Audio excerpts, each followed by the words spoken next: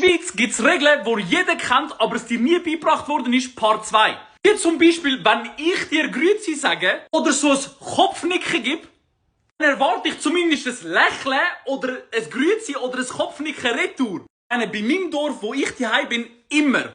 Wenn es jetzt eine riesen Menschenmenge ist, kann ich auch nicht zu jedem Mann und sagen Grüezi, Grüezi, Grüezi, Grüezi, Grüezi. Aber ich glaube, ihr checkt, was ich meine. Es gibt die sogenannte ungeschriebene Regel in der SBB. Wenn es jetzt nicht gerade die vollste Zeit ist, es sind ganz viele Viererplätze frei.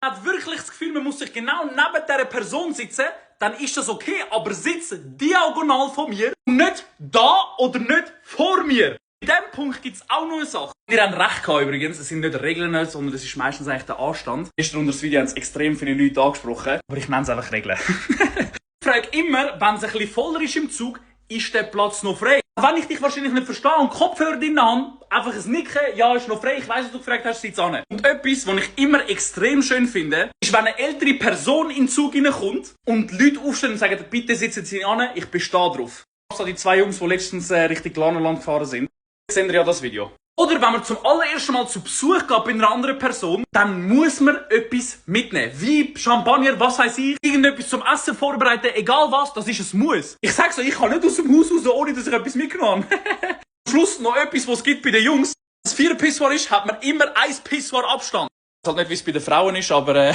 bei den Männern ist es zumindest so. Das erste Mal als Bub dort reingelaufen, ich habe den Fehler gemacht. Mir ist auch ein bisschen komisch angeschaut.